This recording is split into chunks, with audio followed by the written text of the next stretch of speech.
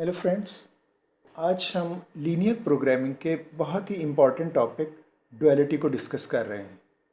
First lecture में आपने देखा होगा कि हमने डुअलिटी को यानी अगर आपका प्रॉब्लम ओरिजिनल प्रॉब्लम मैक्सिमाइजेशन का है तो हमने देखा था कि उसको कैसे डुअल में कन्वर्ट करते हैं। तो हमारे पास जो कंडीशन थी कि मैक्सिमाइजेशन प्रॉब्लम प्राइमल प्रॉब्लम जो मैक्सिमाइजेशन ऑब्जेक्टिव फंक्शन के साथ हो और उसकी कंस्ट्रेंट्स की desirable condition less than equal to हो तो उसको डुअल में कैसे कन्वर्ट करते हैं। तो उसके रूल्स हमने देखे थे। एक क्वेश्चन माइंड में अभी भी हमारे हो सकता है कि ये मैक्सिमाइजेशन अगर प्राइमल मैक्सिमाइजेशन है तो डुअल में ये मिनिमाइजेशन में क्यों कन्वर्ट होता है, और अगर आपकी प्राइमल प्रॉब्लम की constraints less than equal to हैं तो डुअल में ये greater than equal to constraints कैसे हो जाती हैं। तो कुछ बातें ऐसी हैं जिनके अभी आंसर्स आना बाकी हैं। तो आज हम इसी को डिस्कस करेंगे कि रूल्स तो हमने सीख लिए कि प्राइमल प्रॉब्लम अगर मैक्सिमाइजेशन का है तो उसको डुअल में कैसे कन्वर्ट करते हैं। आज हम देखेंगे कि ये एस्टिमेशन हम ये कैसे पता चलेगा कि मैक्सिमाइजेशन मिनिमाइजेशन में कन्वर्ट होती है और लेस देन कंस्ट्रेंट्स अगर प्राइमल की है तो डुअल में मिनिमाइजेशन ऑब्जेक्टिव फंक्शन के साथ कंस्ट्रेंट्स आपकी ग्रेटर देन इक्वल टू होंगी। तो ज़रा देखते हैं इसकी एस्टिमेशन हम कैसे करते हैं। तो आज हम डुअल में कन्वर्ट नहीं करेंगे। ये आपके सामने एक प्रॉब्लम है, मैंने मैक्सिमाइजेशन की एक एग्जांपल ली है। इसमें हम इसी में मैथमेटिकली देखेंगे कि ये कैसे डुअल असल में है क्या, इसके अंदर से डुअल एक्सट्रैक्ट कैसे होता है। तो उसकी कुछ एस्टिमेशन हम करेंगे। हम प्रॉब्लम को सॉल्व नहीं करेंगे बल्कि हम मैथमेटिकली ही देखेंगे, मैथमेटिकली ही इसको डुअल प्रॉब्लम में कन्वर्ट कर यानी डुअल प्रॉब्लम में ये कैसे कन्वर्ट होता है इसको जांचने की कोशिश करेंगे। तो सबसे पहले हम देख रहे हैं कि अगर हम फर्स्ट एस्टीमेट लेते हैं। फर्स्ट एस्टीमेट ये है कि अगर हमारे पास कोई भी कंस्ट्रेंट ना हो, हमारा प्रॉब्लम मैक्सिमम ऑब्जेक्टिव का है, यानी हमें फर्ज करें ये प्रॉफिट का प्रॉब्लम है तो हमें मैक्सिमम प्रॉफिट चाहिए, हमें मैक्सिमम प्रॉफिट चाहिए। तो अगर हम फर्स्ट एस्टिमेट लेते हैं कि अगर कोई भी कंस्ट्रेंट ना हो तो हम एज्यूम कर लेते हैं कि हमारे पास x1 इन्फिनिटी है, x2 भी इन्फिनिटी है, तो z क्या होगा, z भी इन्फिनिटी होगा। यानी अगर हमारे ऊपर बाइंडिंग ना हो तो हम जो मैक्सिमम प्रॉफिट ले सकते हैं वो इन्फिनिटी होगा। तो जाहिर है बाइंडिंग तो होनी चाहिए। जो भी प्रॉब्लम आपका लीनियर प्रोग्रामिंग प्रॉब्लम होता है तो वो कंस्ट्रेंट्स के बगैर तो इनकम्प्लीट है। तो हम one by one first estimate तो हमने ये लिया कि कोई भी कंस्ट्रेंट अगर एग्जिस्ट नहीं कर रही होगी तो आपका z इन्फिनिटी होगा। तो वन बाई वन देखते हैं नेक्स्ट कंस्ट्रेंट को इन्वॉल्व करते हुए। अब सेकंड एस्टिमेट हम ले रहे हैं कि अगर हम फर्स्ट कंस्ट्रेंट को इन्वॉल्व करें, हमारे पास ये एक फर्स्ट कंस्ट्रेंट है, तो फर्स्ट कंस्ट्रेंट से हमने अगर इस फर्स्ट कंस्ट्रेंट को हम 3 से मल्टीप्लाई कर दें, हमारा ऑब्जेक्टिव असल में ये है कि हम ये जो साइड है, ये जो लेफ्ट हैंड साइड है, इसको ऑब्जेक्टिव से ग्रेटर करना चाहते हैं। तो हम उसी कंस्ट्रेंट से ये एक्सट्रैक्ट करना चाह रहे हैं। मसलन मैं कहना ये चाह रहा हूँ, ये हमारे पास कंस्ट्रेंट है 3x1 प्लस 2x2। तो मैं ये 3 को 6 से, मेरा कंपैरिजन सिर्फ इस कंस्ट्रेंट और इस z के साथ है, तो मैं चाह रहा हूँ कि इस साइड को यानी 3x1 प्लस 2x2 को इतना इंक्रीज़ कर दूँ कि ये इस ऑब्जेक्टिव से ग्रेटर हो जाए। तो उसके लिए मेरे पास एक ऑप्शन ये है कि मैं इस दोनों साइड्स पे, जाहिर है कोई मल्टीप्लाई अगर हमने करना है, ग्रेटर करना है, तो कोई ना कोई हमें मल्टीप्लाई लेना पड़ेगा, इसको मल्टीप्लाई करके देखना पड़ेगा कि ये कैसे ग्रेटर होता है। तो जाहिर है इनइक्वालिटी है तो हम अपनी तरफ से तो एक साइड को मल्टीप्लाई नहीं कर सकते। अगर एक साइड पे मल्टीप्लाई करना होगा तो दूसरी साइड पे भी उसी मल्टीप्लायर से मल्टीप्लाई करना होगा। तो मैं एज्यूम करता हूँ अगर मैं मल्टीप्लाई वन बाई वन ले लेते हैं, तो पहले हम लेते हैं हमारा मल्टीप्लायर 1 है, तो 1 को अगर मल्टीप्लायर के तौर पे इसको दोनों साइड्स पे मल्टीप्लाई करें, ये इनइक्वालिटी की लेफ्ट हैंड साइड को और इनइक्वालिटी को राइट हैंड साइड पे, तो यही चीज़ आएगी। तो अगर आप देखें 3x1 + 2x2, तो ये जो 3 लेस है 6 से, 2 लेस है 5 से, और हमारी इंटेंशन क्या है कि हमने ये साइड इससे ग्रेटर करनी है। तो इसका मतलब है 1 जो मल्टीप्लायर है ये वर्क नहीं कर रहा, तो हम एक और मल्टीप्लायर ट्राई करते हैं। तो दूसरा मल्टीप्लायर हम लेते हैं 2, तो 2 को ज़रा मल्टीप्लाई करके देखते हैं। तो जब मैं इन दोनों साइड्स को 2 से मल्टीप्लाई करूँगा तो ये हो जाएगा 6 इक्वल है, इक्वल हो जाए या ग्रेटर हो जाए फिर भी हमारा काम चल जाएगा। तो ये तो कंडीशन फुलफिल हो गई। उसी 2 को जब इससे मल्टीप्लाई किया ये बनेगा 4, तो 4 is less than 5। It means ये जो साइड है ये 2 मल्टीप्लायर लें तो ये साइड इससे बड़ी नहीं हुई, तो इट मीन्स हमें मल्टीप्लायर चेंज करना पड़ेगा। हम एक और मल्टीप्लायर लेते हैं, 2 के बाद 3 को ज़रा ट्राई करते हैं। तो 3 को दोनों साइड्स पे मल्टीप्लाई करते हैं, तो 3 को इससे मल्टीप्लाई करेंगे हो जाएगा 9, इससे मल्टीप्लाई करेंगे तो हो जाएगा 6, और इससे मल्टीप्लाई करेंगे ये हो जाएगा 36।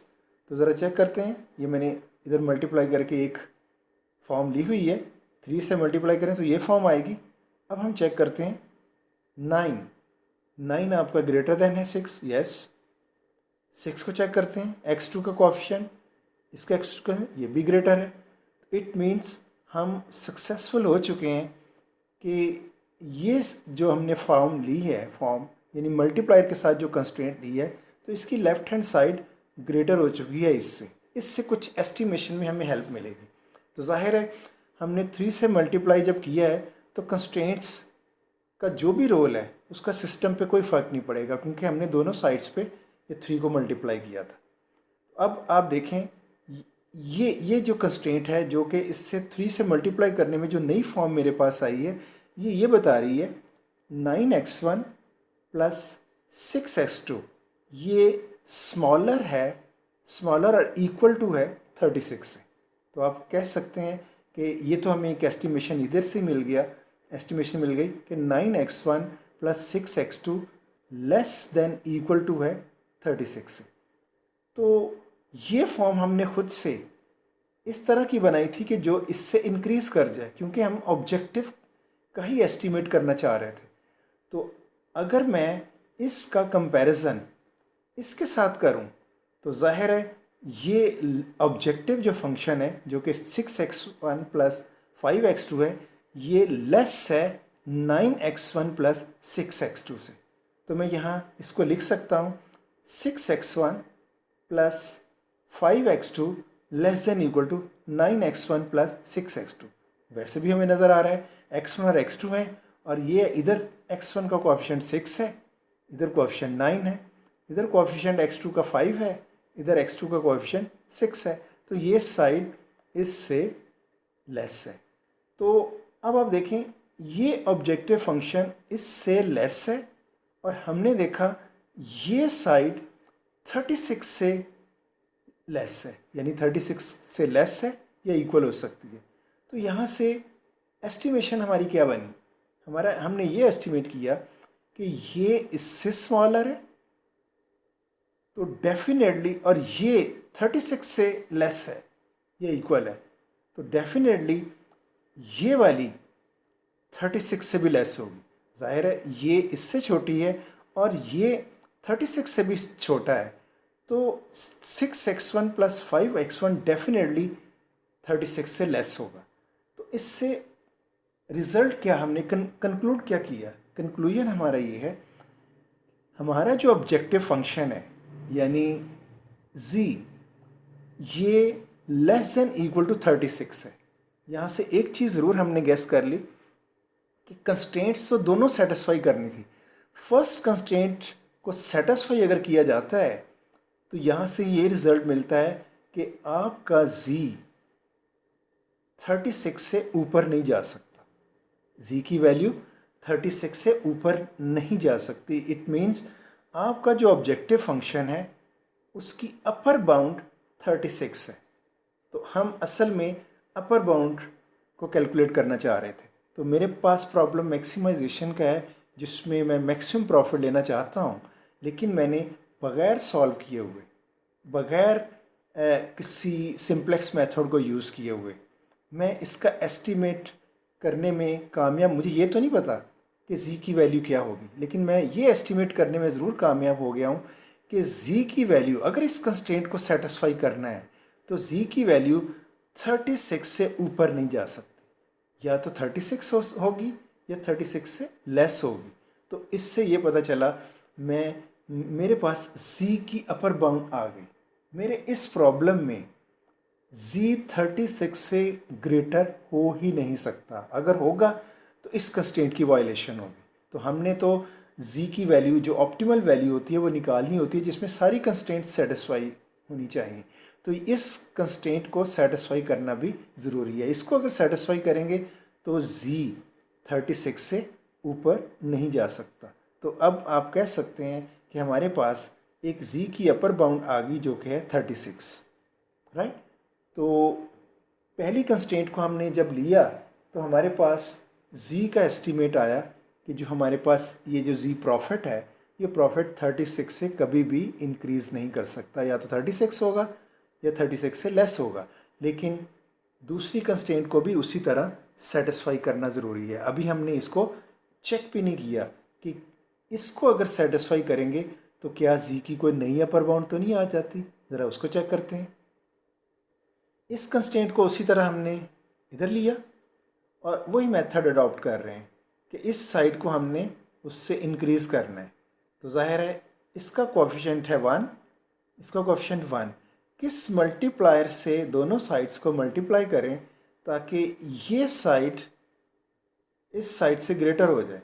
तो अगर 1 मल्टीप्लाई करेंगे तो ये साइड स्मॉलर रहेगी इससे, 2 मल्टीप्लाई करेंगे फिर भी काम नहीं बनेगा, 3 मल्टीप्लाई करेंगे तो फिर भी ये ग्रेटर है, हमें इसको लेस रखना है, 4 करेंगे फिर भी नहीं, 5 6 मल्टीप्लायर ऐसा है जिससे ये साइड लेस हो जाएगी, ये इंक्रीज़ कर जाएगी। तो हम दोनों साइड्स पे तो मल्टीप्लायर का गैस हम इस तरह से कर सकते हैं कि हमें 1 बाई 1 ट्राई करना है। 1 को ट्राई करेंगे, 2 मल्टीप्लायर लेंगे, 3 4 5 जैसे ही होल्ड करेगी तो वहाँ पे हम उस मल्टीप्लायर को सिलेक्ट कर लेंगे और फिर हम अपना वही कॉन्सेप्ट यूज़ करेंगे जो प्रीवियसली हमने किया। तो अभी मुझे एक मल्टीप्लायर मिल गया 6, तो मैंने दोनों साइड्स पे 6 को मल्टीप्लाई किया तो ये बन जाएगा 6x1 plus 6x2 less than equal to, इसको 6 से मल्टीप्लाई करेंगे ये 30 हो जाएगा। तो सेम उसी लॉजिक पे ये टर्म इससे बड़ी है, ये छोटी है, तो मैं लिख सकता हूँ ये ऑब्जेक्टिव फंक्शन जो है आपका 6x1 प्लस 5x2 ये लेस देन इक्वल टू है इस साइड के। वो तो हमने मल्टीप्लाई लिया ही इस तरह से था कि ये साइड लेस हो जाए इससे। तो ये साइड अगर इससे लेस है और ये इससे लेस है, सेम लॉजिक से हमें पता चला कि हमारा जो ऑब्जेक्टिव फंक्शन है उसकी वैल्यू 30 से ऊपर जा ही नहीं सकती, क्योंकि ये लेस है इससे और ये लेस है 36 से। तो ये डेफिनेटली 36 से ऊपर नहीं जा सकती, ये भी लेस होगी 36 से, या लेस होगी या इक्वल हो सकती है 36 से। तो आपको एक और नई अपर बाउंड मिल गई। तो वो जो नई अपर बाउंड है उसको हम कहेंगे 30। तो मैं कहना ये चाह रहा हूँ अगर हम इस कंस्ट्रेंट को सेटिस्फाई करते हैं तो हमारी अपर बाउंड मिली थी हमें सेकंड एस्टीमेट में z 36 अपर बाउंड, मीन 36 से ऊपर आंसर नहीं जा सकता। लेकिन हमने क्योंकि लीनियर प्रोग्रामिंग मॉडल में सारी कंस्ट्रेंट्स को सेटिस्फाई करना होता है तो इसलिए मैंने जब सेकंड कंस्ट्रेंट को लिया तो सेकंड कंस्ट्रेंट को कंसिडर करने में पता चला कि इसको अगर सेटिस्फाई करना है तो आपके z की अपर बाउंड 30 होगी। आपका z या तो 30 के इक्वल होगा या 30 से लेस होगा। तो अब देखें दोनों को कंस्ट्रेंट्स को सेटिस्फाई करना है। ये कंस्ट्रेंट कह रही है z की अपर बाउंड 36 है, यानी 36 से ऊपर आंसर नहीं जा सकता मैक्सिमम z आपका। और इसको अगर आप देखें तो ये कंस्ट्रेंट बता रही है कि अगर इसको सेटिस्फाई करना है तो आपकी अपर बाउंड 30 होगी, 30 से ऊपर नहीं जा सकती। तो साइमल्टेनियसली अगर दोनों को हमने सेटिस्फाई करना है तो किस अपर बाउंड पे हम डन करेंगे, वो होगी 30। सेम लॉजिक है। ये कंस्ट्रेंट के लिए आंसर है आपका 30 या 30 से लेस। इस कंस्ट्रेंट का आंसर है इस कंस्ट्रेंट का 36 और इससे लेस। इस कंस्ट्रेंट को सेटिस्फाई करते हैं तो आंसर है 30 और उससे लेस। तो दोनों कंस्ट्रेंट्स को अगर साइमल्टेनियसली सॉल्व करना होगा तो आपकी न्यू अपर बाउंड ये 30 बनेगी। तो 30 अपर बाउंड में ये इस कंस्ट्रेंट को भी सेटिस्फाई कर रहा होगा और इस कंस्ट्रेंट को भी सेटिस्फाई कर रहा होगा। तो अब आप कह सकते हैं जब मैं दोनों कंस्ट्रेंट्स को सेटिस्फाई करता हूँ तो मेरा z कभी भी 30 से ऊपर नहीं हो सकता। तो जस्ट एस्टिमेशन है, मुझे अभी भी नहीं पता कि मेरा मैक्सिमम जो z है ये ऑप्टिमली क्या है। क्यों? मैं इसको सिंपलेक्स मेथड से तो सॉल्व नहीं कर रहा हूँ, जस्ट एस्टिमेट कर रहा हूँ। और एस्टिमेशन में मैथमेटिकल रूल्स के साथ मैथमेटिक्स को यूज़ करते हुए कर रहा हूँ। तो मैं मैथमेटिक्स को यूज़ करते हुए इस रिज़ल्ट पे पहुँचा हूँ कि मुझे ये तो नहीं पता कि z ऑप्टिमल क्या है, लेकिन ये ज़रूर पता चल गया है कि z कभी भी 30 से ऊपर नहीं हो सकती। अगर 30 से ऊपर जाएगी तो इस कंस्ट्रेंट की वायलेशन हो जाएगी, अगर आप 34 ले लें। और अगर 36 से ऊपर जाएगी तो इसकी वायलेशन हो जाएगी। तो दोनों कंस्ट्रेंट्स को अगर सेटिस्फाई करना है तो z की हमारे पास होगा z की अपर बाउंड। तो मैं अपर बाउंड का वर्ड यूज़ कर रहा हूँ। तो हम इस मेथड से सिर्फ अपर बाउंड फाइंड आउट करने में सक्सेसफुल हो रहे हैं। तो जस्ट अपर बाउंड हमें मिल गई न्यू 30। तो ये पता चल गया कि z 30 से ऊपर नहीं जा सकता, लेकिन z ऑप्टिमल होगा क्या? डेफिनेटली वो z से 30 से नीचे ही होगा। तो हमें ये तलाश करना है कि वो कितना अपर बाउंड मिनिमम लेवल पर कहाँ तक जा सकती है। तो अगर देखा जाए तो हम अभी देखते हैं कि क्या और भी कोई अपर बाउंड हमें मिल सकती है या नहीं।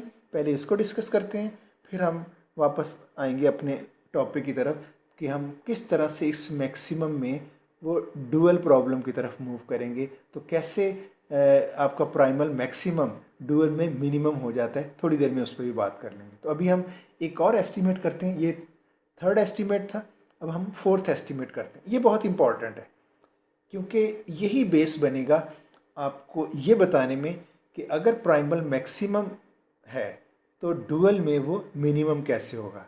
अगर primal problem less than equal to constraints के साथ है तो डुअल में कंस्ट्रेंट्स ग्रेटर देन कैसे हो जाती हैं। तो इस एस्टीमेट को ज़रा गौर से देखिएगा।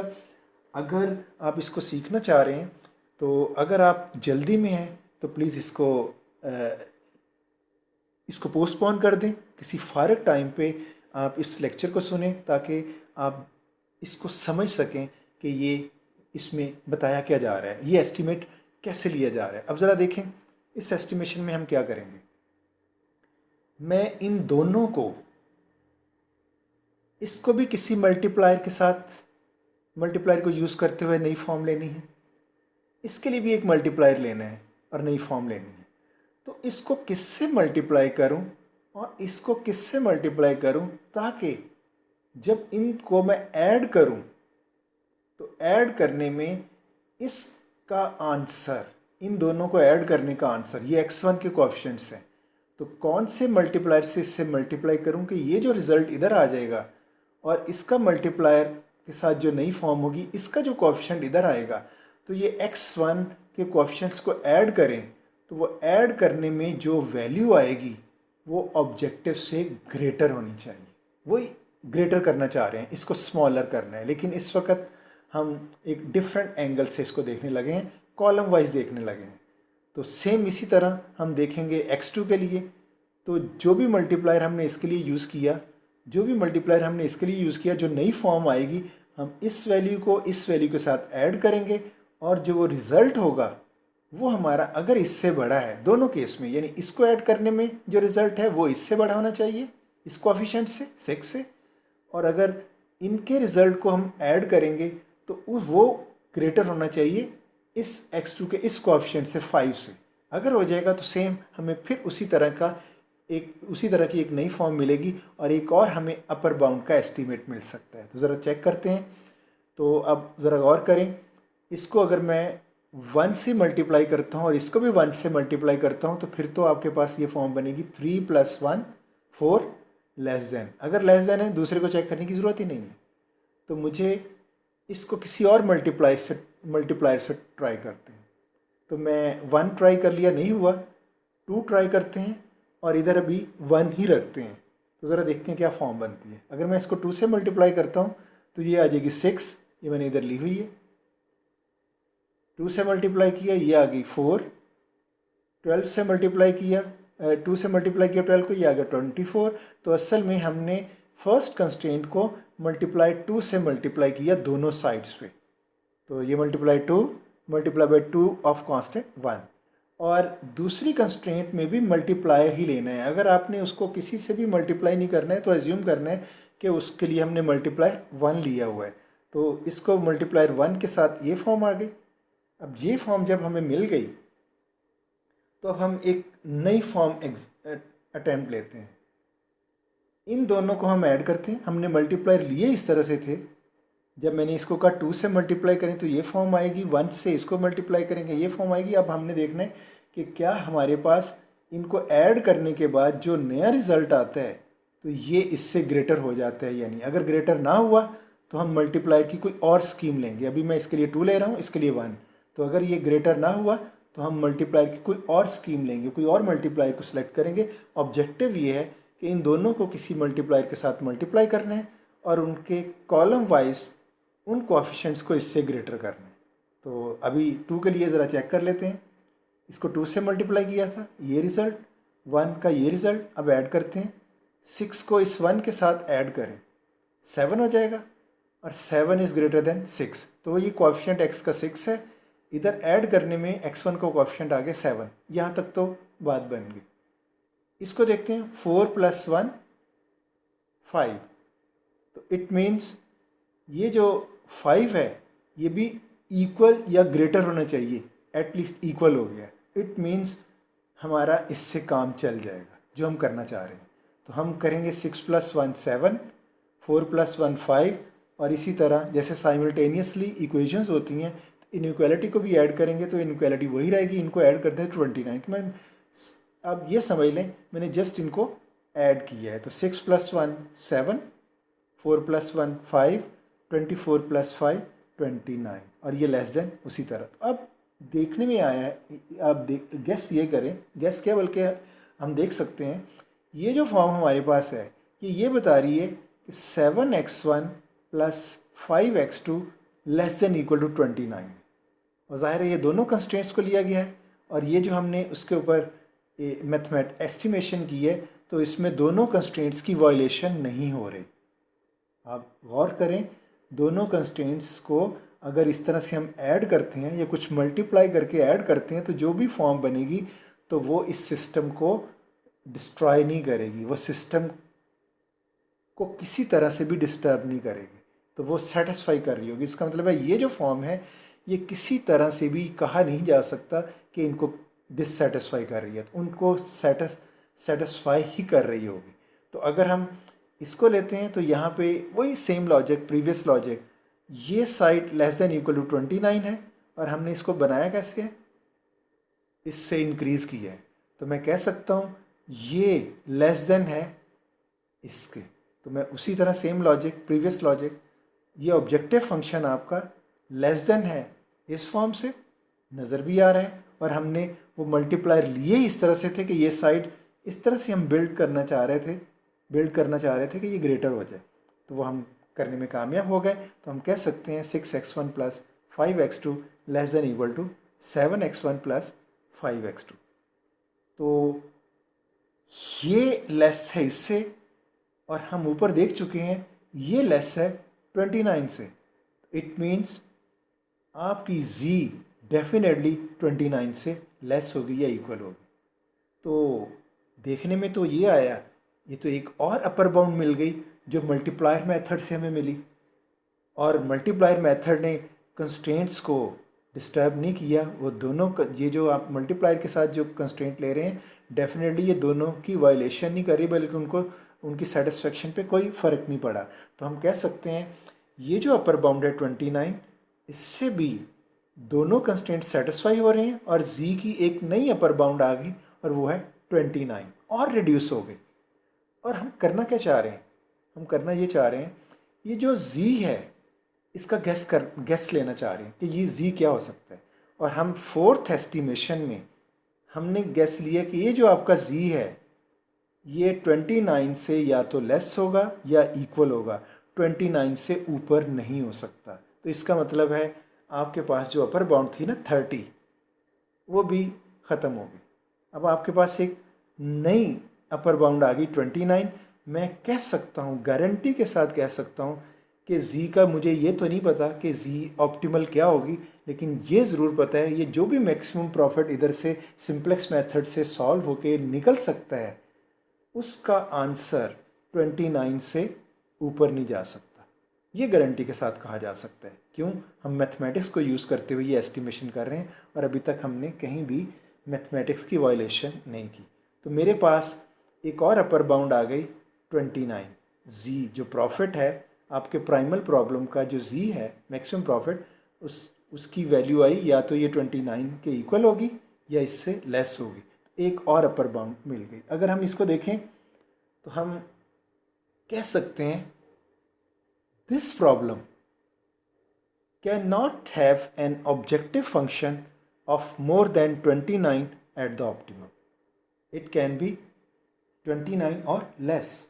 मतलब क्या होगा कि मैं नहीं बता सकता कि सी ऑप्टिमल क्या है, लेकिन ये ज़रूर इस लेवल पे बता सकता हूँ कि मैं अपर बाउंड पहले इन्फिनिटी ली थी, फिर वो कोई भी कंस्ट्रेंट को सेटिस्फाई नहीं कर रही थी, फिर मैंने फर्स्ट कंस्ट्रेंट को लिया तो मेरे पास अपर बाउंड आई 36, लेकिन दूसरी कंस्ट्रेंट्स को वो सेटिस्फाई नहीं कर रही थी। दूसरी कंस्ट्रेंट को भी लिया तो नई अपर बाउंड आई 30, और मैं कह सकता था कि ये 30 दोनों कंस्ट्रेंट्स को सेटिस्फाई कर रही है, तो मेरे पास 30 अपर बाउंड भी आपकी एक upper bound, reasonable upper bound मिली थी। लेकिन मल्टीप्लायर मेथड से मैं एक और अपर बाउंड मुझे मिली जो उससे भी लेस है 29। तो कहने का मतलब है आप इस पूरे प्रॉब्लम में आपका ऑब्जेक्टिव ये है कि आप जी की अपर बाउंड देखना चाह रहे हैं कि ये कितनी मिनिमम हो। आखिरी मिनिमम कहाँ पे होगी? जहाँ पे ऑप्टिमल आंसर होगा जी का, वहीं डन होगी। तो ये अपर बाउंड को अगर आप मिनिमाइज करते हुए ऐसे लेवल तक ले जाएं जो कि कंस्ट्रेंट्स को भी सेटिस्फाई करे और उससे नीचे कोई और अपर बाउंड ना बन सके, स्टॉप हो जाए, इट मीन्स वही आपका ऑप्टिमल जी होगा। तो अपर बाउंड मेथड से हम ऑप्टिमल जी को देख सकते हैं, लेकिन ये कौन बताएगा कि वो इससे भी और नीचे अपर बाउंड हो सकती है या नहीं। तो हमारा ऑब्जेक्टिव ये है कि हमारा प्रॉब्लम बन गया है अपर बाउंड का, और हमारा ऑब्जेक्टिव अब क्या है कि हम इस अपर बाउंड को कितना और मिनिमम नीचे लेके जा सकते हैं, ऐसे पॉइंट तक कि जिससे और मिनिमम आपकी अपर बाउंड ना आ सके।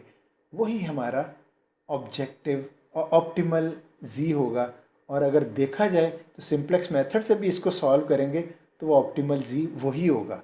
तो ज़रा थोड़ा सा देखते हैं कि हमारा प्रॉब्लम किस तरफ जा रहा है। तो ज़रा इस स्लाइड की तरफ ज़रा थोड़ा सा, पहले मल्टीप्लायर हमने लिए थे वैल्यूज़, इसको मैंने 2 से मल्टीप्लाई किया था, इसको 1 से किया था और दोनों को ऐड किया था। तो मैं सेम ये जो स्कीम एस्टिमेशन 4 है, सिर्फ इसी को ही आगे लेके जाता हूँ। जो पहले वाले एस्टिमेट्स हैं 1 2 3 उसको इग्नोर कर दें। वो जस्ट हमें हेल्प ये कर रहे हैं कि अपर बाउंड को आप नीचे लेके आना नीचे आती जा रही है। तो इट मीन्स आपका ऑब्जेक्टिव क्या है? आपका ऑब्जेक्टिव ये है कि ये कितनी मिनिमम हो सकती है, आखिरी हद क्या होगी इस अपर बाउंड की। तो ये डेवलप करने में हमें एस्टिमेट 1 2 और 3 ने हमारी हेल्प की है। लेकिन असल हमारा एस्टिमेट 4 है जिससे हम डुअल की तरफ जाके टच कर सकते हैं। और अभी मैं डुअल के रूल्स नहीं ले रहा हूँ। आप पूरे सेशन में देखा होगा मैंने ये जो प्राइमल प्रॉब्लम लिया हुआ है मैक्सिमाइजेशन ऑब्जेक्टिव का with less than equal to constraints के साथ, तो मैं इससे डायरेक्ट डुअल नहीं लेके जा रहा, बल्कि मैथमेटिक्स को यूज़ करते हुए, जिसमें मैंने एक अपर बाउंड कैलकुलेट करने का मेथड बना रहा हूँ और उस एस्टिमेशन से मैं उस पॉइंट तक पहुँचूँगा जहाँ पे मुझे इस चीज़ का आंसर मिल जाएगा कि क्यों प्राइमल का जो मैक्सिमम है ये डुअल में मिनिमम हो जाएगा। तो और क्यों ये less than equal to constraints जो प्राइमल में हैं, जबकि डुअल की कंस्ट्रेंट्स वो ग्रेटर देन इक्वल टू हो जाएंगी। इसका आंसर, ये जो हमने स्टार्ट इसी पे लिया था कि इसका आंसर ढूंढना है।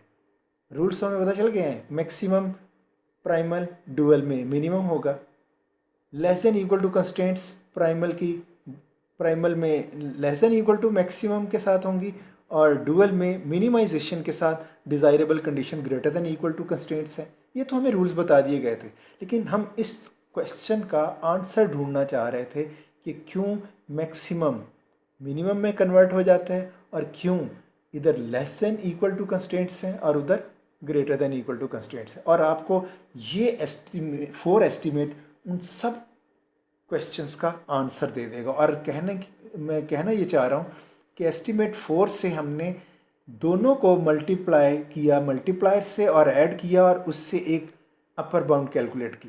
तो सेम इसी में इसको हम जनरलाइज करते हैं। ज़रा को देखिएगा गौर से। तो मैंने पहले इसको 2 से मल्टीप्लाई किया था, इसको 1 से, और इन दोनों को ऐड किया था, ये ग्रेटर हो गया था इससे। इन दोनों को ऐड किया था, ये ग्रेटर हो गया था इससे। और उससे मैंने एक नई अपर बाउंड कैलकुलेट कर ली थी, वो थी कि आपका जी 29 से ऊपर नहीं हो सकता। 29 उसकी न्यू अपर बाउंड कैलकुलेट हुई। तो सेम यही मेथड, यही एस्टिमेशन करनी है। सिर्फ फ़र्क ये है कि इधर मल्टीप्लाई 2 है, हम उसको जनरलाइज कर देंगे। हम उसके लिए मल्टीप्लायर ले लेते हैं y1, कोई भी हो सकता है, उसको जनरलाइज करना है। इसमें मल्टीप्लायर हमने 1 लिया था प्रीवियसली, हम लेंगे y2। तो अब मैं वही कॉन्सेप्ट डेवलप करना है। ये तो हम देख चुके हैं एस्टिमेशन, पहले फिगर्स के साथ करके दिखाया, यानी y2 मल्टीप्लाई लिया फर्स्ट कंस्ट्रेंट के लिए और दूसरी कंस्ट्रेंट के लिए 1 मल्टीप्लाई। लेकिन अब क्या कर रहे हैं, हम सपोज कर रहे हैं कि इसका जो मल्टीप्लायर है ये y1 है, इसका मल्टीप्लायर y2 है। अगर ये मल्टीप्लायर इसको y1 से मल्टीप्लाई कर दें बोथ साइड्स और इसको y2 से मल्टीप्लाई कर दें बोथ साइड्स, तो क्या फॉर्म बनेगी, ये देखें 3y1 x1। तो आपने y1 को मल्टीप्लाई किया तो ये बन जाएगा 3y1 x1। ये देखें 3y1 x1, यानी x1 का कोफिशिएंट एक तो 3 था, साथ एक और मल्टीप्लायर आ गया y1। तो अब x1 का कोफिशिएंट होगा 3y1। दूसरा y1 आपने इसके साथ मल्टीप्लाई कर दिया तो ये हो जाएगा 2y1 x2, 2y1 x2। और आपने y1 दोनों साइड्स पे मल्टीप्लाई करना है तो इससे भी मल्टीप्लाई किया तो आपके पास आ गया 12y1। तो आपने y1 जब इससे मल्टीप्लाई किया तो ये बन गया 3y1 x1 plus 2y1 x2, और ये लेस देन इक्वल टू है 12y1। इसमें जहन में रहे कि ये जो y1 है ये ग्रेटर देन इक्वल टू 0 होना चाहिए, क्योंकि अगर नेगेटिव कहीं हुआ तो ये इनइक्वालिटी चेंज हो सकती है। तो हम यहाँ पे एक कंडीशन लगाते हैं कि ये जो y1 है जो हमने इधर मल्टीप्लाई किया है तो ये ग्रेटर देन इक्वल टू 0 है, ताकि इनइक्वालिटी को की गारंटी दी जा सके कि ये चेंज नहीं होगी। दूसरी कंस्ट्रेंट को पहले प्रीवियसली हमने एस्टीमेट 4 में क्या किया था, 1 से मल्टीप्लाई किया था। अब मैंने y2 ले लिया तो y2 से मल्टीप्लाई करें, ये हो जाएगा y2 x1 y2 x2 less than equal to y2 5। ये आपके पास ये रिज़ल्ट आ गया। अब इसमें भी एक कंडीशन है कि ये y2 greater than equal to 0 होना चाहिए। अगर नेगेटिव हुआ तो कंस्ट्रेंट को चेंज कर सकते हैं। तो ये बाइंडिंग है कि हमने जो मल्टीप्लायर इधर जिस मल्टीप्लायर से इसको दोनों साइड्स पे मल्टीप्लाई किया है वो y2 है और वो ग्रेटर देन इक्वल टू 0 है। तो अब प्रीवियसली हमने देखा था ये 2 था और ये 1 था मल्टीप्लाई। अब हमने y1 और y2 के साथ नई फॉर्म बना ली। तो सेम उसी तरह से है। हम करना क्या चाह रहे थे, अगर आप प्रीवियसली देखें, हम करना ये चाह रहे थे कि ये दोनों का जो आंसर है इससे बड़ा होना चाहिए। पहले तो हमें पता था कि 2 मल्टीप्लायर है तो ये 6 बन गया, 1 तो 6 प्लस 1 हमें नज़र आ रहे थे, ये 7 है, और हमें नज़र आ जाता था ये इससे बड़ा है। लेकिन अभी हमें नहीं पता ये y1 क्या है और y2 क्या है। हमने जनरलाइज फॉर्म ले ली कि कोई भी अगर मल्टीप्लायर है। हाँ, ये ज़रूर है, हमारा अभी भी ऑब्जेक्टिव ये है कि इन दोनों के x1 के ये कोएफिशिएंट्स को अगर ऐड करें तो ये ग्रेटर होना चाहिए 6 से। पहले तो हमें 7 नज़र आ गया था, लेकिन अब जब हमने ये फॉर्म ली तो हम कहेंगे कि ये जो आपके पास इसका सम है वो अगर इससे ग्रेटर हुआ तब हमारा एस्टीमेट बनेगा। तो हम वो कंडीशन वही ले रहे हैं, ये इधर लिखेंगे इफ़ 3y1 x1 प्लस इधर से हमने एक कंस्ट्रेंट निकालनी है। तो 3y1 पहले हम देखें, इधर भी देखें, हम सिर्फ कोएफिशिएंट्स को ऐड कर रहे थे। 6 को 1 में ऐड किया तो 6 + 1 7, 7 के साथ हमने ये 7 इधर कैलकुलेट किया था। अब हम क्या करेंगे 3y1 + y2 और ये क्या होनी चाहिए, ग्रेटर देन होनी चाहिए 6 से। तो x1 के ये कोएफिशिएंट्स को ऐड किया और इधर z के अंदर जो x1 का कोएफिशिएंट है उससे ग्रेटर किया। तो असल में हमने ये फॉर्म बना ली 3y1 + y2, सिर्फ कोएफिशिएंट्स को ऐड किया। ये कोएफिशिएंट्स अगर 6 से ग्रेटर हुए, पहले 7 था ग्रेटर था, अभी नहीं पता, तो हमने ये कंडीशन मस्ट रखनी है कि ये 6 से ग्रेटर होना चाहिए। इसी तरह दूसरा आंसर हमने ये भी लेना है कि ये कोएफिशिएंट्स अगर इससे ग्रेटर है तो ये कोएफिशिएंट भी इससे ग्रेटर होंगे, तब हमारा आगे जाके एस्टीमेट बनेगा। तो हम कहा 3y1 + y2 ये कोएफिशिएंट्स अगर 6 से ग्रेटर हैं और दूसरी कंडीशन कि ये कोएफिशिएंट्स भी, इनकी एडिशन भी, इनका सम भी इससे अगर ग्रेटर है, ये क्या होगा 2y1 + y2, इन दोनों को ऐड करके देखें तो 2y1 + y2 ये अगर इससे ग्रेटर है, मैंने ये कंडीशन बना ली। अगर ये ग्रेटर है इससे और ये ग्रेटर है इससे, तो होता क्या था ज़रा प्रीवियसली देखें, ये ग्रेटर था इससे और ये ग्रेटर था इससे। तो हमारा एस्टीमेट क्या था कि ये जो साइड हमारे इनका जो सम होगा, यानी इनका जो सम है ये लेस देन इक्वल टू होगा इसके सम से। तो सेम आप ज़रा इधर देखें, अगर ये ग्रेटर देन 6 से है और ये ग्रेटर देन 5 से है, तो देन क्या होगा, आपका प्रीवियस प्रॉब्लम में वो जो ऑब्जेक्टिव फंक्शन था, ये इनका सम आपका अपर बाउंड बना था। नोट कर लें, हमने इनका सम लिया, अगर ये ग्रेटर है इससे, इसका सम लिया, अगर ये ग्रेटर, मैं अगर इसलिए यूज़ कर रहा हूँ क्योंकि वो मैंने y1 y2 मल्टीप्लायर के सेंस में कह रहा हूँ, इधर तो कंफर्म है कि ये सम इनका ग्रेटर है, तो मैं y1 की फॉर्म में कह रहा हूँ। अगर ये इसका सम इससे ग्रेटर है और अगर इसका सम इससे ग्रेटर होगा, अगर ये दोनों ग्रेटर होंगे, यानी ये 7 और ये 5, तो इन दोनों का जो सम है 29, तो हमने ये रिजल्ट निकाला था कि ये जो ऑब्जेक्टिव फंक्शन है ना 6x1 + 5x2, ये ऑब्जेक्टिव फंक्शन, इनका सम एक अपर बाउंड आपको दे रहा था। तो वापस आते हैं, अभी इसको हमने एक्सप्लेन कर दिया है, दोबारा से देख लेता हूँ।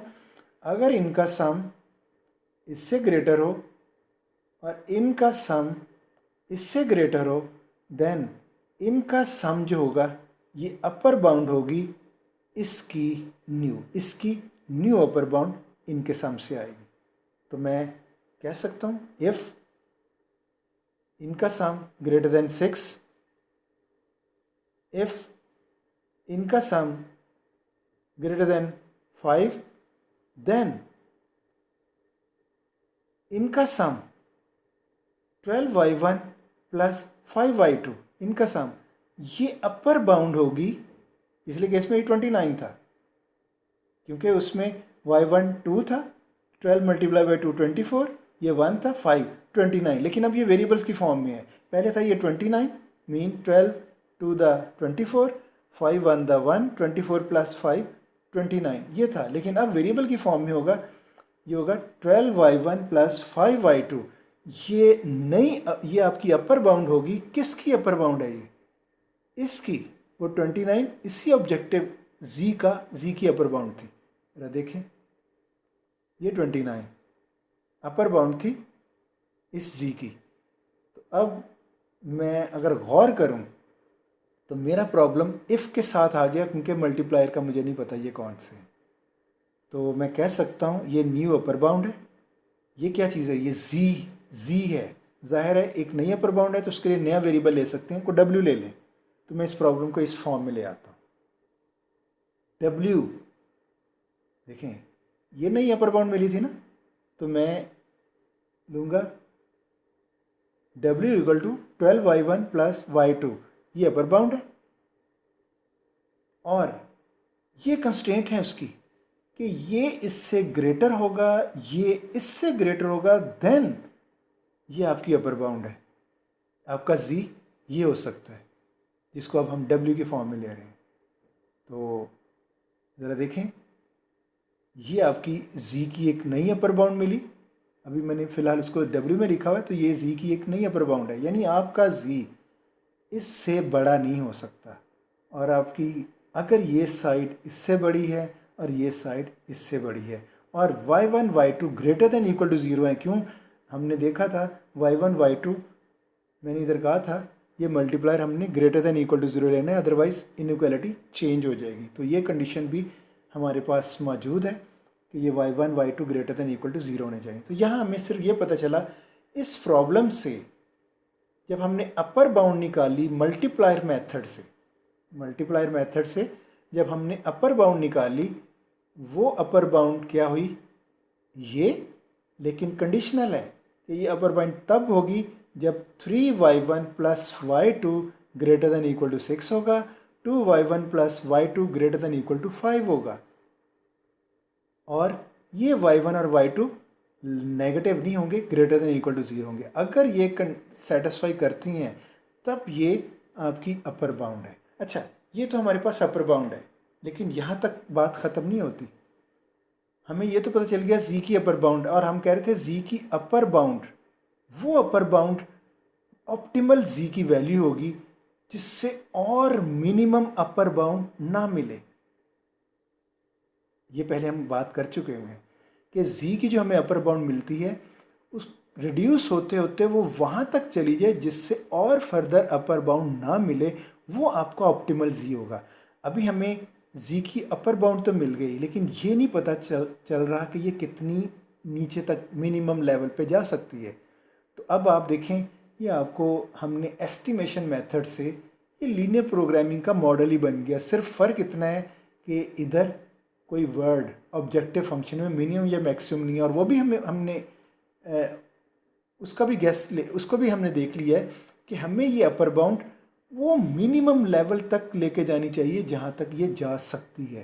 तो इसका मतलब है इस ऑब्जेक्टिव फंक्शन के साथ अगर मैं मिन का वर्ड ऐड कर दूँ, मिन, तो ये बन जाएगा मिन w इक्वल टू दिस, और ये कंस्ट्रेंट्स बन जाएंगी। तो अब मैं कह सकता हूँ कि आपके पास ये जो मिनिमम वैल्यू इधर से कैलकुलेट होगी। और आप देखें ये लीनियर प्रोग्रामिंग प्रॉब्लम, छोड़ दें इसको, ये क्या है? बज़ाहिर आपको नज़र आ रहा होगा ये डुअल है। अभी आप डुअल की तरफ जाएं ना, छोड़ दें ये क्या है, सिर्फ इसको अपर बाउंड के कॉन्टेक्स्ट में लें। तो बात ये है, ये मैक्सिमम जी का प्रॉब्लम था और हम ऑप्टिमल जी ढूंढना चाह रहे थे, लेकिन सॉल्व किए बगैर सिंप्लेक्स मेथड को भी नहीं यूज़ करना था, जस्ट एस्टिमेशन से। और हम एस्टिमेट करते करते हमने अपर बाउंड निकाली, फिर दूसरी अपर बाउंड रिड्यूस होती जा रही थी, और हम कह रहे थे कि ऐसी अपर बाउंड लें जिस पे और उसका मिनिमम अपर बाउंड ना, मिनिमम वर्जन ना मिले। वो आपकी अपर बाउंड, उस अपर बाउंड में जो जी की वैल्यू होगी वो हम अपर बाउंड से एक्सट्रैक्ट करेंगे।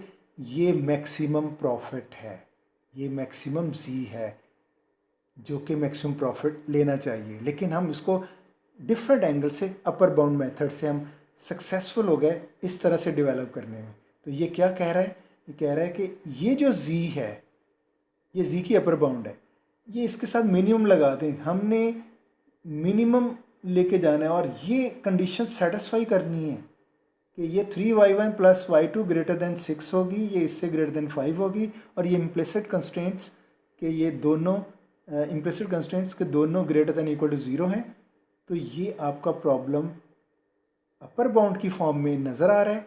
मिन साथ लगा दिया कि इसमें इन दोनों को y1 और y2 की कोई भी वैल्यूज़ जो इन दोनों को सेटिस्फाई करे, वो तो एक से ज़ायद पॉसिबिलिटीज़ हो सकती हैं, इनफाइनाइट पॉसिबिलिटीज़ हो सकती हैं y1 और y2 की, जो इन दो को सेटिस्फाई कर सकते हैं, और उनको जब इधर पुट करेंगे तो आपका एक w आ सकता है। लेकिन हमें कौन सी y1 और y2 की वैल्यूज़ चाहिए? हमें ये मल्टीप्लायर्स की वो वैल्यूज़ चाहिए जो इन दोनों को सेटिस्फाई करें, और जो इस पूरे प्रॉब्लम में जितने पॉसिबल सॉल्यूशंस हैं इसको सेटिस्फाई करने में, उसमें वो पेयर y1 और y2 का लेना है जो कि ये ऑब्जेक्टिव को मिनिमम दे रहा हो। तो मिनिमम कहाँ से सॉल्व होगा? इस प्रॉब्लम को अगर हम सिंप्लेक्स मेथड से सॉल्व करें तो ये आसानी से सॉल्व हो जाएगा। वहाँ वेरिएबल्स x1 x2 होते थे, यहाँ y1 y2, नो प्रॉब्लम। उसी तरह आप स्टैंडर्ड फॉर्म में लेके आएंगे, स्लैक वेरिएबल्स या सरप्लस वेरिएबल्स इंट्रोड्यूस करेंगे, एम टेक्निक लगाएंगे इस केस में क्योंकि ग्रेटर देन कंस्ट्रेंट्स है, तो आपको y1 और y2 का वो पेयर मल्टीप्लायर का, देखिए यहाँ ये मल्टीप्लायर्स हैं, जो हमने वहाँ 2 लिए थे और 1 लिए थे, वो तो हमने एक ऐसी गेस लिया था, लेकिन हम ये नहीं कह सकते कि यही पेयर आपका मिनिमम जी हो सकता है। नो, वो हम इस प्रॉब्लम में जैसे ही हमने अपर बाउंड को कन्वर्ट किया, अपर बाउंड हमें मिल गई, उसको मिनिमम के साथ बाउंड कर दिया। ये बाइंडिंग ये हुई कि हमें y1 और y2 की वो वैल्यूज़ चाहिए, वो पेयर चाहिए जो इन दोनों को सेटिस्फाई करे और वो इधर पुट करें तो उसका मिनिमम भी हो। तो हमने ये अपर बाउंड से ये इस प्रॉब्लम से ये एक्सट्रैक्ट कर लिया। तो देखा जाए तो सेम इसी प्रॉब्लम के अंदर से ही हमने मल्टीप्लायर के ज़रिए एक नई फॉर्म जनरेट की, और आप इसको अंडरस्टैंड कर रहे होंगे कि ये बिल्कुल इस चीज़ को कंफर्म कर रहा है कि जी इधर से भी निकल सकता है। वो कैसे? कि y1 और y2 की वो वैल्यू जो इनको सेटिस्फाई करें, यानी वो ग्रेटर देन 6 हो इस कंस्ट्रेंट में और इसमें ग्रेटर देन 5 हो। अगर वो पेयर इनको सेटिस्फाई करता है और इधर पुट करते हैं तो जितनी पॉसिबल w की वैल्यूज़ होती हैं उसमें से सबसे मिनिमम जो होगी वो आपकी वो अपर बाउंड वो होगी जिस पे हम स्टॉप करेंगे कि उससे और मिनिमम अपर बाउंड नहीं हो सकती। वो वैल्यू हमारी ऑप्टिमल जी होगी, हम कहेंगे ये हमारा मैक्सिमम प्रॉफिट है। तो लेकिन अभी भी हमें वो सिंप्लेक्स मेथड की ज़रूरत पड़ेगी, लेकिन हमारा ऑब्जेक्टिव इधर ये था, हमने देखना था ये मैक्सिमम मिनिमम के लेवल पे कैसे लिखा जा सकता है। देखें ये मैक्सिमाइजेशन है, लेकिन अपर बाउंड के सिनेरियो में मैंने इसको प्रॉब्लम को इस तरह से ट्रांसफॉर्म कर लिया। तो कहने का मतलब है इस चीज़ का आंसर आपको मिल जाना चाहिए कि फर्स्ट लेक्चर में हमने कहा था कि डुअल जो होता है वो इसी के अंदर से एक उसकी अपोजिट फॉर्म निकलती है। तो अगर गौर करें तो ये डुअल है। मैंने अपर बाउंड के मेथड से एस्टिमेट करते हुए इस तरफ आया, मैंने डुअल का कोई रूल यूज़ नहीं किया, मैं एस्टिमेशन यूज़ की और एस्टिमेशन यूज़ करते हुए मैं यहाँ तक पहुँचा हूँ। तो अगर गौर करें इसको डुअल में कन्वर्ट करते हैं, जो हमने फर्स्ट लेक्चर में डुअल के रूल्स देखे थे। y1 डुअल वेरिएबल इधर अटैच किया, डुअल वेरिएबल इधर अटैच किया, तो क्या करते थे हम? कॉलम से 3y1 प्लस 1y2, और हम पता क्या कहते थे? डुअल में मैक्सिमम मिनिमम हो जाएगा, वो हमने रूल देखा था। और हमने इधर देखा, हमने कोई डुअलिटी नहीं अप्लाई की, मैक्सिमम से डिफरेंट अपर बाउंड मेथड से ये मिनिमम नज़र आ रहा है। ये क्यों मिनिमम है? राइट, ये साफ नज़र आ रहा है ये मिनिमम क्यों है। दूसरा आंसर कि मैक्सिमम में desirable condition less than equal to constraint है। जब इसका हम कहते थे डुअल में ये मैक्सिमम मिनिमम हो जाएगा, हमें आंसर मिल गया, ये अपर बाउंड मेथड से मिनिमम में आया। दूसरा, इनको ऐड करेंगे 3y1 प्लस 1y2, तो हम कहते थे इधर कंस्ट्रेंट क्या आएगी? मिनिमम का सिनेरियो में डिज़ायरेबल ग्रेटर देन, और ये इनका सम ग्रेटर देन होता है 6 से। ये हमें डुअलिटी थ्योरी बता रही है। और इनका सम ग्रेटर देन होगा 5 से। तो ये ग्रेटर देन हमें उस वक़्त हमने रूल सीखा था कि इस मैक्सिमम को मिनिमम में कन्वर्ट कर देना है, और इन कॉलम्स के सम को ये लेफ़्ट हैंड साइड और राइट हैंड साइड 6 रखनी है, और उनके दरमियान जो इनइक्वालिटी है वो मिनिमम की डिज़ायरेबल कंडीशन की वजह से हम उसको ग्रेटर देन रखेंगे। ये हम ले रहे थे, और इधर देखें हमने कोई डुअलिटी का रूल नहीं लगाया। हमने देखा कि हमने इसी फॉर्म में, ये ओरिजिनल प्रॉब्लम है आपका, इस ओरिजिनल से अपर बाउंड ये निकाल ली, और ये अपर बाउंड मिनिमम हम चाह रहे हैं ताकि हम जी, ऑप्टिमल जी कैलकुलेट करें। इस फॉर्म से ही एक और नई फॉर्म इसी के अंदर से एक्सट्रैक्ट की है, और जो मैथमेटिक्स में हमने एस्टिमेट्स लिए, मैथमेटिक्स के रूल्स को फॉलो करते हुए हम ले रहे हैं। तो अब देखें, आज के लेक्चर में हम ये ज़रूर थोड़ा सा डुअलिटी के बारे में और देख लिया कि ये फॉर्म और ये फॉर्म आपस में रिलेटेड है। आपका जी इधर से भी निकल सकता है, ये आपस में रिलेट, और इसी फॉर्म से एक्सट्रैक्ट की गई है। उस वक्त हमने कहा था ये इसका अपोजिट है। तो अब और इसका अगर हम दोबारा से डुअल लेंगे तो वही प्राइमल आ जाएगा। तो कम से कम आज के लेक्चर में हमने ज़रा इसको डिटेल में डिस्कस किया कि डुअलिटी में प्राइमल प्रॉब्लम, अगर प्राइमल प्रॉब्लम आपका मैक्सिमाइज है तो डुअल में मिनिमाइज क्यों लिखते हैं, और अगर हम इनकी कंस्ट्रेंट्स कॉलम से एक कंस्ट्रेंट निकाल रहे हैं और इसको इसके ग्रेटर कर रहे हैं तो वो ग्रेटर क्यों कर रहे हैं। तो सारा मैंने डुअलिटी के हिसाब से जो हमने डुअल के रूल्स बताए थे, आज उसकी जस्टिफिकेशन हमें मिल गई है। इस प्रॉब्लम को हम कहेंगे ये डुअल प्रॉब्लम है। और डुअल प्रॉब्लम क्या प्रोवाइड कर रहा है आपको, देखिए, dual problem provides the minimum value that this upper bound can take. ये आज हमने नई बात सीखी है कि असल में डुअल प्रॉब्लम, मैंने कहा था ये डुअल प्रॉब्लम होता क्या है, ये आप ओरिजिनल प्रॉब्लम की क्या चीज़ है। तो वो देखें, इस लाइन से आपको पता चल जाएगा। डुअल प्रॉब्लम ये क्या बता रहा है, प्रोवाइड्स द मिनिमम वैल्यू, यानी ये अपर बाउंड की मिनिमम हमें अपर बाउंड बता रहा है जहाँ पे जाके ये रुकेगा, और वो इस डुअल प्रॉब्लम की मीनिंग ये बनती है। दूसरा एक और नोट, हर प्राइमल प्रॉब्लम का डुअल होता है। ये नहीं हो सकता कोई प्रॉब्लम आप प्राइमल लें और उसका डुअल ना हो।